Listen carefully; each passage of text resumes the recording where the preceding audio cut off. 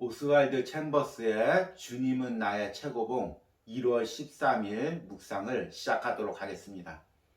오늘의 제목은 삶이 해석되지 않을 때입니다. 오늘의 말씀을 읽겠습니다. 마가복음 4장 10절입니다. 예수께서 홀로 계실 때 함께한 사람들이 12 제자와 더불어 그 비유에 대하여 물으니. 아멘. 성경에서는 예수님과 제자들의 대화가 자주 등장합니다. 그런데 예수님께서 말씀하실 때마다 제자들은 그 말씀을 이해하지 못해서 혼란스러워합니다. 그래서 오늘 마가복음의 말씀처럼 제자들은 예수님이 홀로 있을 때 와서 그 말씀의 의미를 묻곤 했습니다. 어제 묵상에서 오스왈드 챔버스는 주님께서 우리 인생의 사건을 설명해 주시기 전까지 삶은 비유라고 말합니다. 비유란 무엇일까요? 비유의 특징은 애매모호함입니다.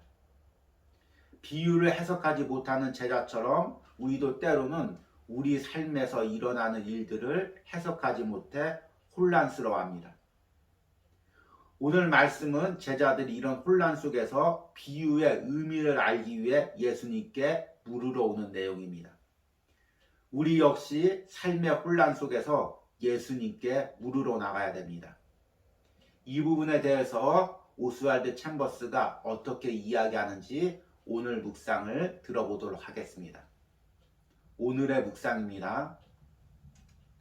하나님께서 우리를 홀로 있게 하실 때 가령 우리가 병이나 너무 슬픈 일, 유혹이나 실망, 환난, 시련, 깨어진 관계나 새로운 관계 등으로 홀로 있게 될 때 우리는 너무 당황스러워서 아무 질문조차 할 수 없게 됩니다. 이때 주님은 설명하기 시작하십니다. 예수 그리스도께서 12 제자들을 어떻게 훈련시켰는가를 주의해 보십시오. 사실 십자가 사건으로 난처함에 빠진 사람들은 주변의 군중들이 아니라 예수님의 제자들이었습니다. 그래서 그들은 계속 예수님께 질문하게 되었고 그때 예수님께서는 그들에게 설명해 주셨습니다. 그럼에도 불구하고 그들은 성령을 받은 후에야 모든 것을 제대로 이해할 수 있었습니다. 하나님과 함께 할 때 당신은 하나님께서 당신의 영혼에 깊은 관심을 가지고 계심을 알게 됩니다. 형제들의 슬픔과 난처함은 분명히 당신에게 큰 혼돈을 줄 것입니다.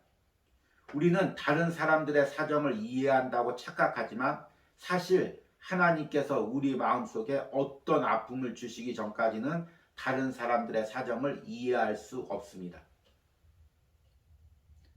각 사람 안에는 성령에 의해 드러나야 할 무지와 아집으로 가득 차 있습니다. 오직 예수님께서 우리를 홀로 다루실 때 이를 깨닫게 됩니다. 지금 당신은 주님과 홀로 있습니까? 아니면 쓸데없는 생각들과 주님을 섬기는데 방해되는 복잡한 친구 관계, 외모에 대한 자질구레한 생각에 집착하고 있습니까? 우리의 머릿속에서 이러한 모든 시끄러운 질문이 잠잠해지고 오직 주님과 단둘이 있을 때까지 주님은 아무것도 설명할 수 없으십니다.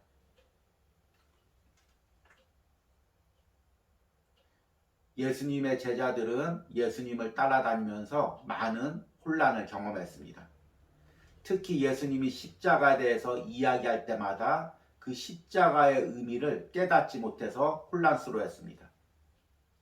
왜 하나님의 아들이 십자가를 져야 하는지, 메시아가 왜 유대인들에게 죽임을 당해야 되는지, 그러면 자신들은 이제 어떻게 살아야 될지 그들의 이성과 경험으로는 도저히 이해할 수 없었습니다. 우리들도 이런 비슷한 경험을 할 때가 있습니다. 예수님을 믿으면 모든 게 잘 되고 평안해야 될 텐데 오히려 어려움을 당할 때가 있습니다. 이 어려움 속에서 사람들은 우리를 비난합니다. 예수님을 믿는다면서 왜 이런 어려움을 당하느냐? 교회 밖의 사람들만 이런 말을 하는 것이 아닙니다. 때로는 교회 안에서 같이 신앙생활했던 사람들도 이렇게 우리를 비난하고 조롱할 때가 있습니다.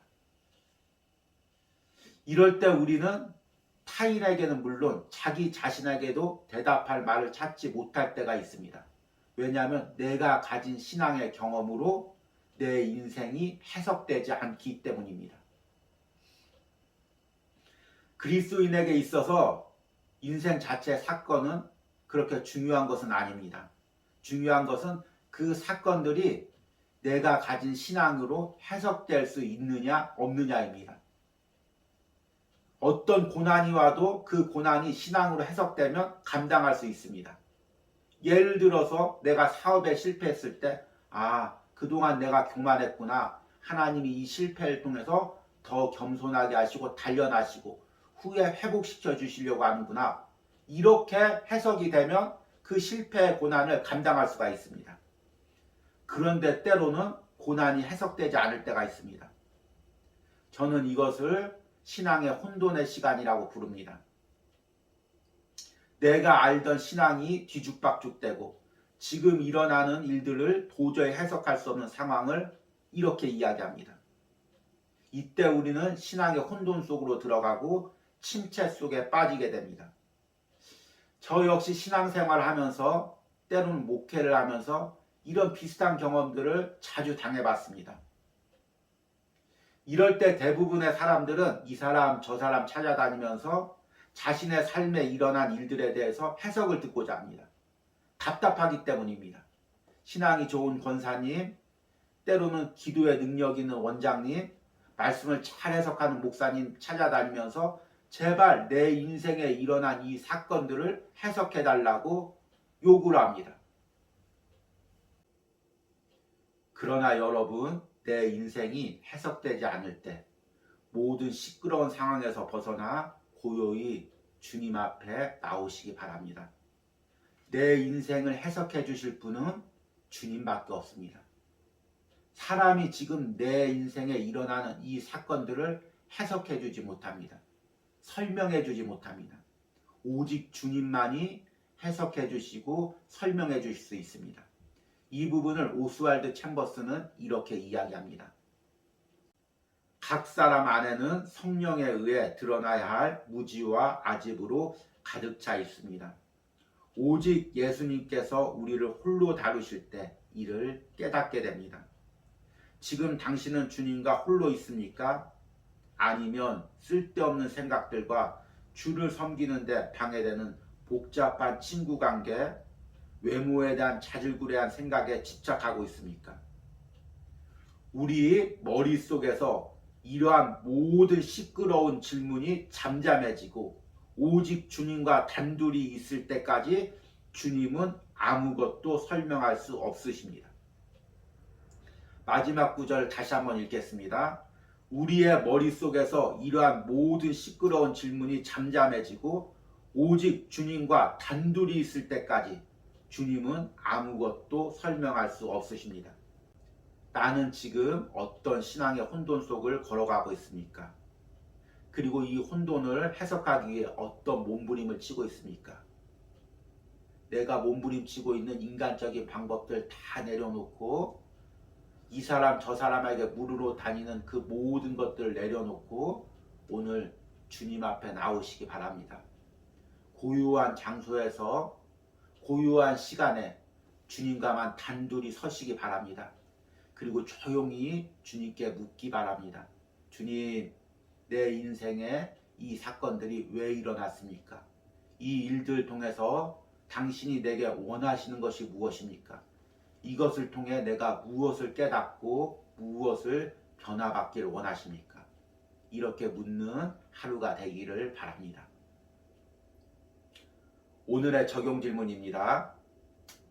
지금 내 인생에서 해석되지 않는 사건들은 무엇이 있습니까? 조용한 장소와 시간을 구별해서 예수님께 나아가 그분께 묻고 그분의 음성을 듣기 바랍니다. 우리 기도하시겠습니다. 주님, 예수님의 말씀도 그분의 십자가의 사건도 해석하지 못해서 혼란에 빠졌던 제자들처럼 오늘도 나는 내 삶에서 일어나는 일들을 알지 못해 혼란스러워합니다. 주님, 내 삶에 왜 이런 일이 있습니까? 주님, 내가 왜 이런 고난을 당해야 됩니까? 주님, 우리 가정에 왜 이런 아픔이 있습니까? 그러나 주님, 이런 질문들이 원망의 질문이 되지 않기를 원합니다. 조용히 주님께 당신의 뜻을 묻기 위한 그 질문이 되기를 원합니다. 당신께 더 나아가는 질문이 되기를 원합니다. 당신과 친밀한 교제 속으로 들어가는 질문이 되기를 원합니다. 이 아픔을 통해, 이 해석되지 않는 사건을 통해 주님 앞에 내가 나갑니다. 고요히 나갑니다. 주님께 물어놓아 나갑니다. 오늘 나를 만나 주시고 내게 말씀하여 주시옵소서. 내 인생의 해석자와 내 인생의 인도자가 오로지 주님밖에 없음을 이 시간 고백합니다. 주님, 내 삶을 해석해 주시고 내 삶을 인도하여 주시옵소서. 예수님의 이름으로 기도했습니다. 아멘.